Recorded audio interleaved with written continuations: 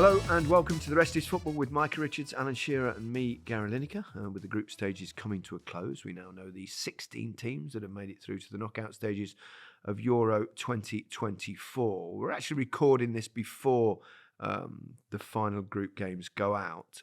Otherwise, we'd know who England were playing, so it'd be remiss if we didn't mention it. So that's why. Over the next couple of days, we'll bring you a full group stage roundup, looking at all 24 teams and how they performed, as well as some previews and predictions for the round of 16 matches. But before that, we wanted to bring you another question and answer episode as we keep you involved in the fun of the tournament. You're right, Mike. You're a bit warm. You're dabbing your head there with a tap. I misjudged the weather today. Well, I've gone with fashion instead of... Fashion, is it? Yeah.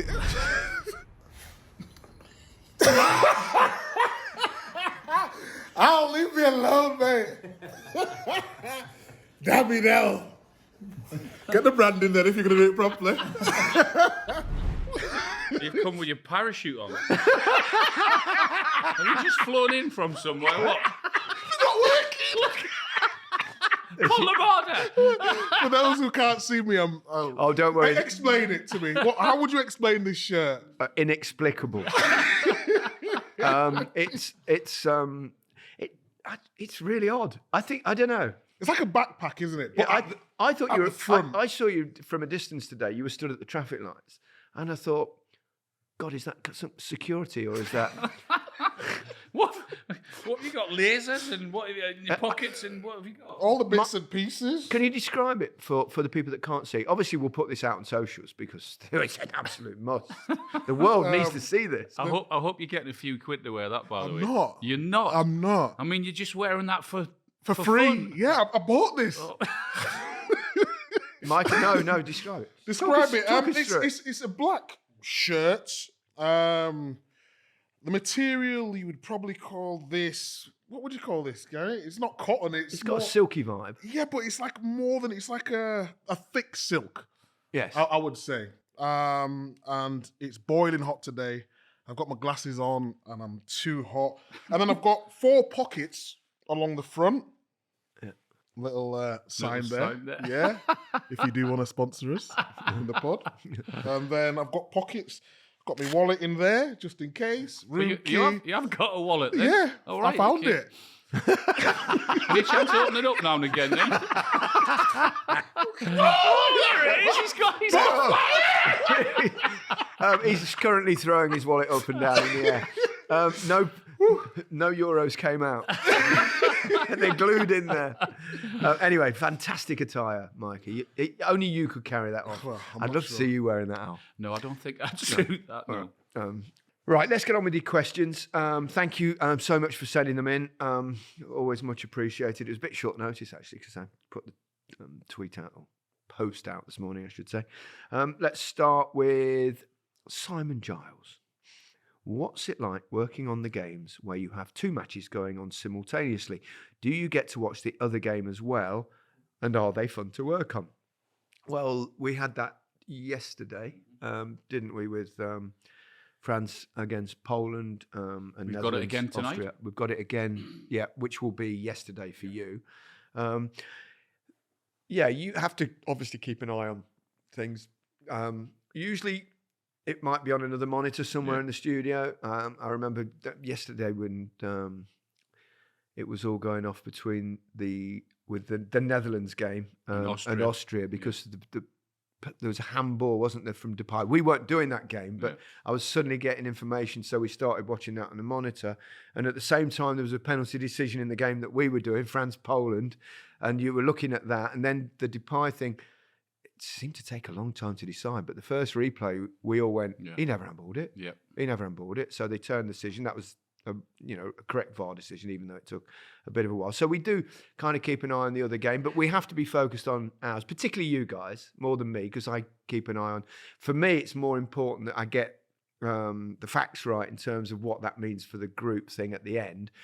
But you need to focus on the game, particularly for your analysis and stuff. Yeah, one thing I would say is it's difficult. We always, for the listeners, we always want goals because goals are easy for our analysis. The France-Poland game in the first half was rubbish. And it's always good because you can pick something out and show something analytical, which is really good. And you don't really have time to watch the other game. You need to focus on what you're doing. But I always like now, if you see what I've been doing, I've been asking you questions as well. I know. Because you give good answers. And when you've got you two up top and Frank in there as well, I mean, I can give the defensive stuff, but I think the audience want to see going forward the exciting stuff. So I think, obviously, I'll always give good answers, but it's nice to have your opinion as well. Oh, high praise, Mike. And it's the two different studios. There's one is Yes! up top, Yeah. open air, Yeah. sun beaming down on you. And Although in we were in the lower one That's yesterday. right. We were in the one above the night before, which is fine at night because the sun just starts to go down just before we come on air. But when you do the earlier kickoff, or what's it doing? It's 5 o'clock kickoff in England. 5 isn't it? Yes. England, yeah. So in ours has got that big glass background, so you can see Brandenburg Gate and everything. But when that sun is on that glass, Yeah. oh my goodness, it It was like was being in a hot. greenhouse yesterday, wasn't it? I mean, there is aircon at the back of but it's a deep studio. But yesterday it was blistering hot. Hot. I wonder how it was on the roof. It must. But I think they only had like a 6-minute build. Build up, yeah, And it was- then yeah. I think they probably came inside to watch the game and then went back onto the. That or they needed an umbrella. Yeah. It'd be hot up there, wouldn't it? Well, In the your head, sunshine. you'd be your head. Oh, blimey. You got a tan on, haven't It'd be you? like a tomato heat, wouldn't it? Tomato heat. Tomato heat. So, I mean, all these games are fun to work on, but I think primarily we keep an eye a little bit on the other Yeah. game, but we very much focus on the match we're doing. Yep. Yep. Okay. Steve, how much do international players talk to one another about what their own starting 11 formation and tactics would be? Is this off limits in case it got back to the manager and or media? Off limits. You can't be giving the opposing team your formation starting. No, you No, mean, I think he means within the within camp. the camp. Oh, I mean, okay. obviously not. I was about to say, I was like, You'd be like hung, drawn, and quartered for being a read traitor. that question again, please, again. How much do international players talk to one another about what their own starting 11 formation and tactics would be? Their own formation. So I think he's basically saying in the camp, do the players go, I wouldn't play him, I'd play. I'm not sure they'd pick the team, but there's no question they'd be going, the England players, I think at the moment, would be going, what's going on the left-hand side? Why is Bellingham keep playing in 10 when he's clearly midfield? But they will be in little time, not all together, although you don't know it's hard to know what's going on. Sometimes, players might all get together or in a team meeting, for example, air their views. Alan? Yeah, absolutely. Yeah. And they're well within the rights to do that. Certainly on this tournament, because for whatever reason, there's loads of reasons what we've analysed and what could be better. But there's no doubt the players will speak to each other and say, why are we doing that? And the leadership group or the captain may go to the manager and say, this is what's been said, or this is what we feel, and they're well within the right to do that. But then the managers always make their own decisions. So We talked about it before, didn't we? And we thought it'd be an advantage to have a 26-man squad. But if you've got big characters who are not playing, it can become very, very difficult. And we've all been there. Oh, If someone's not played a good game, there's 2 or 3 of you from the same club saying, you should be doing this. So, of course, it's just the nature of football, isn't it?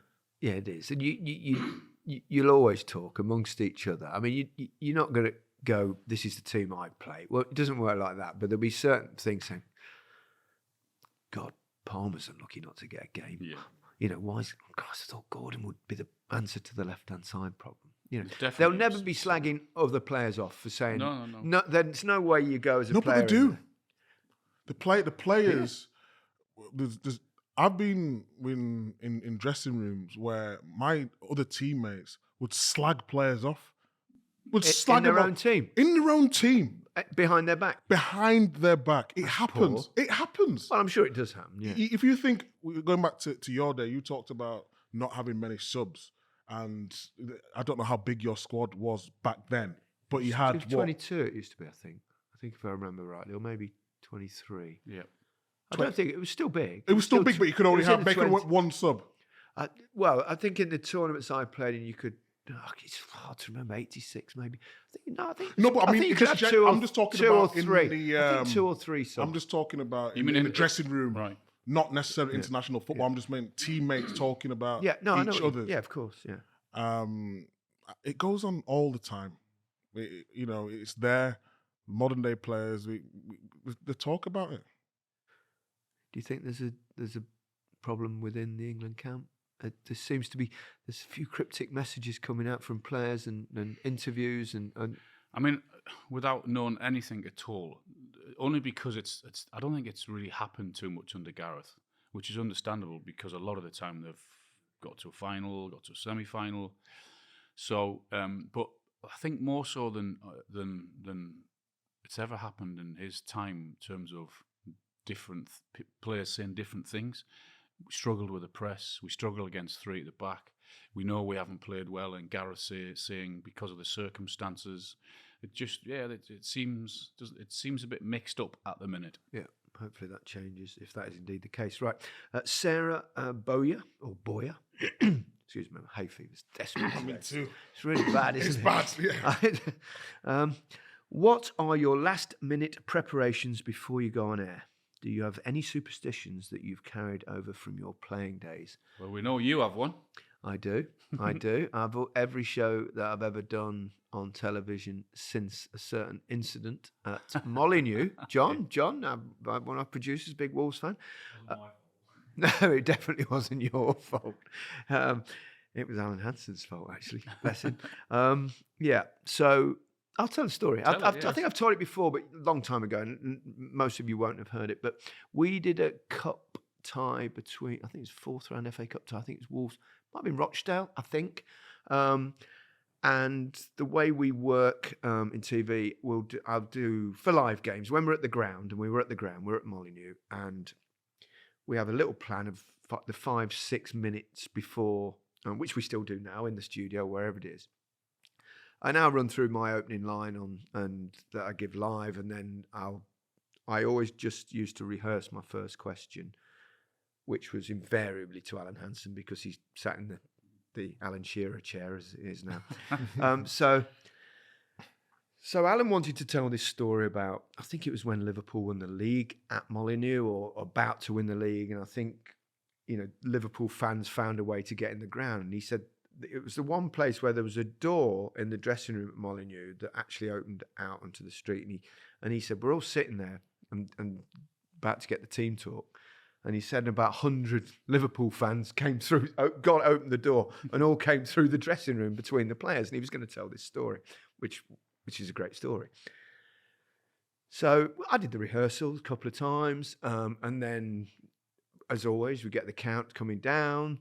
The music plays, and I delivered my opening line, whatever it was. Here we are, fourth round. We've got Wolverhampton versus Rochdale. And Alan, you actually, didn't you clinch the league title here? And so prime him up for the question. So Alan Hansen's he's sitting there, and he's looking at the programme, and he just keeps on looking at the programme and doesn't say anything. He doesn't say a word, and I'm going, that's odd. So I went, next to him was Mark Lawrenson. Now, Alan and Mark had a bit of a big night the night before, right? So I then handed Mark Lawrenson, and I went, do you want to say anything, Mark? And he's just gone, and he's just reading his notes. And now I'm going, what the fuck is going on here? My head's mashed. And I've just gone, are we not live yet? And the editor in my ear, I think it was Paul Armo, he shouts, oh yes, we fucking well are. And honestly, you have never seen, Hansen went bolt upright. And it must have been 30 seconds of the most weird telly. I mean, the days of social media now, that would have gone beyond viral. And I think it's hard to find, but it's out there somewhere. Honestly, and then Alan tried to tell that story, and he was all over the shop. He couldn't get the words out because I knew he was having an absolute panic in his mind. So ever since that day, as soon as the title's run, as soon as the music plays, I say, Is this for real? Is this for real? And I've done it every single program ever. In fact, Micah joins in sometimes. I joined in, yeah. When you don't do it, you don't do it for about 5 seconds. I always chime in. Because you get worried. I get worried. Do you anything? Do you do? Or, No. but not. I don't know. No, nothing. One thing I've noticed about you, though, Alan, you always have a pen in your hand. Do I? Yes. Yes, you do. Oh, Yes, but I don't know why, but it's like you're just ready for action with the pen in your hand. Ready for action. I don't know why. Maybe it makes me feel. I don't know. Really? I haven't got a clue yet. No, I've just always noticed you got a pen in your hand when we I'm gonna start. leave the pen out tonight. I'll be watching. From Pat Stone. Would you take the England manager's job if offered? Well, considering I've not got any of my badges. Alan has. Would you take it? No. You wouldn't take, come on now. For what, to get absolutely hammered by the you've got millions and millions of people picking. You get the right absolutely team. hammered anyway. That is true. Oh, God. So you wouldn't. I mean, if they came, say, Gareth suddenly Would went, you? I've had enough of this. I'd For your country, Alan, for your country. If I had my badges, 100% I would do it. Without doubt. Yeah. Attacking football, front foot, pizzazz, style, flair, everything. Give him the job. Would I? Sounds easy, that, doesn't it? It does, yeah. Definitely not, though. Would you? Would have thought. Joking. I'd be terrible. Tony Hodson. On ITV last night, Ian Wright spoke of moving Saka to the left and playing Palmer on the right. Assuming Rice and Mainu continue in midfield, they didn't then address the resulting elephant in the room, who, of Foden and Bellingham, drops out. Thoughts? I think we've sort of covered that by, I don't think we would necessarily do that in terms of leaving one of them out. But I think most of us have said we'd put Bellingham and Rice together in midfield, yeah? That's what I would do still, yeah. I would play Bellingham and Rice in the midfield, Foden in the 10, Gordon left. And I do think that Saka may need a rest and to put Palmer on that right-hand side. I think Gordon didn't get long enough, but what he did get was 5 minutes, and I think he showed enough in the 5 minutes. We created more down the left or coming from the left in the 5 minutes than we have in the previous 2 or 3 games. I think he'll play. And Palmer came on for, 20 minutes or so, and him very much the same. So, yeah, that's what I would do. No, I love writing. I love his opinions, but I wouldn't play Saka left back. I just think It's a big job. again we're we've looking at spoken fitting players Yeah. into, just to get them into the team. But then you've got no balance to the team, and Saka could play it. I think in terms of on the ball and overlapping and all that sort of thing, perfect. He's strong, Saka, as well. He's good in a duel, but I just think, no, stick to your usual defenders. If you want to put Walker left back, I would go with that, and maybe Trent right back. But no, I won't put Saka left back. Kai Zane Bradley. Good name. Do you think the tournament should be extended to 32 teams to remove the third place qualifying slots? Would letting in some lesser nations, his words not mine, have a negative effect on the competition, or would it be a good thing? I think in terms of how the group stage works, it would be clearer and you'd have more jeopardy. There was so much jeopardy in the World Cup when they have that. But this random third place team, 4 out of 6, it makes it complicated, and it kind of takes away jeopardy because pretty much everyone qualifies. But 32 teams in Europe is a lot. Yeah, and we started off, didn't we? We started off in the first round of games, I thought were brilliant. The excitement and what have you. Second game slowed down a bit. Other than Austria and Netherlands, a lot of the third games have been slow and tedious, and it hasn't been a great watch in a lot of the games. And I think it should be top 2, me. I mean, when it first started, this competition, there were only 4 teams in it. A semi-final and a final. I think there was a game where it was just done on the toss of a coin after 90 minutes to see who got in the final. Way back. Then it went to 8, which is what it was when I played. Right. And then it obviously went to 16, and now it's gone to 24. So it's probably inevitable they'll go 32 at some point. More money? Yep. Matt, Why do you think England's most creative players are struggling to get firing at the Euros? Are they too worried to lose the ball because they don't trust the players behind them? Is it a lack of confidence, or is it a lack of understanding of what the manager wants? Well, it has to be set up, doesn't it? I mean, there's no doubt about it when you look at it and when you look at the stats. I mean, I haven't seen too many from last night, but certainly in the first 2 games. Defensively, pretty solid England, as you'd expect. But going forward, shots at goal, possession in the box, it was nothing, was there? There was hardly anything there. In fact, they were near the bottom in all the stats, England, in the first 2 games. So it has to be set up, yeah. Yeah, I think I'd agree with Alan on that. But I remember I said before the friendly, we was doing a pod, and it was after the Iceland game, and England struggled to break teams down as well. So obviously in the first 2 games against Serbia and Denmark was a very good side, was organised. But England got higher up in the Slovenia game, but then it's very difficult when you've got 11 men behind the ball, and you can't get the rotations and the movements. So, yeah, I think it's going to be difficult. I'd just like to see them be brave like Spain and Austria and play high. These players are used to playing that. That's all the teams that they're playing with less pressure. It'd be I think different our in the best knockout. players, I'm talking about knockout. yeah, football. our players all like to go in the centre of the pitch. Bellingham, Foden, and even Saka at times, whereas other teams wingers high, and that's why we need Gordon.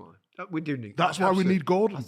Then it changes. I'd be shocked a if lot. Gordon doesn't start the next game. Yeah, and he's just shift Bellingham back into the midfield, which is, I think, his position. Agreed. But we'll see about that. Woodsy, can you please try and explain why, in capital letters, Southgate would only take one recognised injured left back to a major tournament? The whole football world knows the reason for a squad is to have 2 players for each position, surely. We've taken 3 strikers, only used 2 and scored just 1 goal. He's talking about strikers scoring, obviously, there. So in terms of the left back, it is odd. the options are Turek Mitchell Or Chilwell. Yeah. I think when it went to 26, he said himself, didn't he, that he could afford to take 1 gamble. I mean, he hasn't played yet. It doesn't look as if he's anywhere near playing, does it? Sure. Yeah, but to take a gamble with Shaw's fitness, I understand with a 26-month squad, but not to have a natural left back in there, should he not make it, it was a mistake, I think. Yeah, I think it was. It's because Trippier's done so well there in previous games, and he's done well again in this tournament. We're just talking about on the ball and not keeping the width at times. I just think you had to take a left footer just for the balance of the team. Mel, do commentators at competitions like the Euros get a list of all the records that could possibly be broken, as well as bios on every single player in each team? Does it feel more difficult commentating on games when you might not know the players as well as in the Premier League, for example? Well, you co-commentated, Alan. We get a big Bible, don't we? Yeah, we get a huge book, don't we, with every single player, team, stats, how they got there. How they play. So that information. The guys do a great invaluable. job, actually, our researchers. And they've even got the pronunciations, haven't they, of the names that you may struggle. I mean, to commentate on, I don't know, Georgia and Turkey. I mean, it was a Georgia forward. Do you remember his name? I know I can't pronounce it. Kvaratskhelia. Who? Kvaratskhelia. Oh, right. Okay. Yes. Well done. Did you see the Alistair Bruce Ball? Did you see his thing? You know, he's a commentator on Radio 5 Live. I saw it. He did a little clip. He said, here's 5 players that we've all been saying their names wrong. I think the ones I can remember was the aforementioned. I'm not even going to try and say his name. Kvaratskhelia. That's it, Kvaratskhelia. And he said, Florian Wirtz, wrong. But it's never Wirtz. been. It's Wirtz. Yeah, of course. Cody Gakpo, Cody Gakpo. So there are going to be a few. So yeah. So, but you get all that information, don't you? So, hoofball. Hoofball. I don't think that's his name. Maybe that's how we should play it. Hoofball. Well, we did in the first game. As a Leicester fan, what are your thoughts on Steve Cooper's appointment? I'm happy with Steve Cooper. I think I think he's a good coach. And from what I hear, I spoke to Connor Cody, who's out here for us, working for the BBC. He was really enthusiastic about him. He's worked for him. He knows him. And also, I think he might get a game this season. He did that. So that's it. So Ronan Murphy. I'm not sure about this one. If Gareth Southgate was a bird, what kind of bird would he be and why? If he was a bird? Yeah. What about a dove? A dove? A dove. Yeah. He says he's lovely. He's lovable. nice. He's lovable. Yeah. He's lovable. Yeah. The life of a manager. Oh. I mean, the love that Gareth was getting all those years ago, and now you can see the reaction. But that can change, can't it? I'm trying to think of a bird while I'm talking. I've got one. I tell you what, let's take it away from Gareth because it's not fair. Let's do one for each of you, right? I've got one for you. Bald eagle.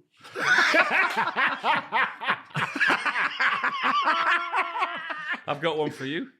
A great tit. A great tit. Very good. I prefer golden eagle. What about you, Micah? What we got one for Micah? Oh. Ooh. The bird needs to be big. Needs to be strong. A rook. Agile. A rook.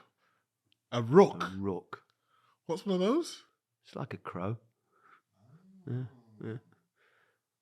How does it eat? Eats A lot. enormous amounts. You could be a magpie maybe because they're nice scavengers. They take everything out of the bin. What about a penguin? What about a penguin? What are they? A penguin? Penguin. A penguin. A what? Penguin. Not a penguin. penguin. Did you say penguin? A penguin. Penguin. I can't say it. Say it. Penguin. Penguin. Go on, say it again. Penguin. It's a Yorkshire thing, isn't it? Penguin. Penguin. It's a penguin. Penguin. It's a penguin. A penguin. That's it. You're more interested in chicken wings. So, I don't think that's a great way to finish. I just don't think we can. We should just fly off into the sunset. Brilliant stuff. Thanks very much for your questions again. We'll be back with an episode probably tomorrow. Goodbye from me. Goodbye from me. Goodbye from me.